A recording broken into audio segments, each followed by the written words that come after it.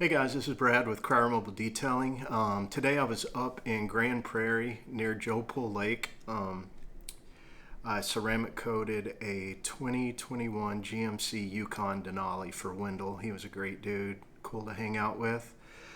He saw one of my videos and contacted me, and I went out there and did a ceramic coating, so it was pretty fun. And the truck, as you'll see, it turned out so nice.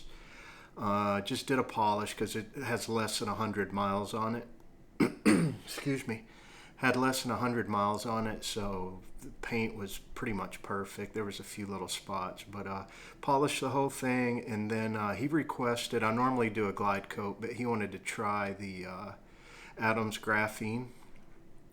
And I was impressed. That stuff was really nice. Gave it, it was like a dark bluish gray, and it gave it this real kick to it to make it gloss and give it a deeper color to it. So it was a blast to do.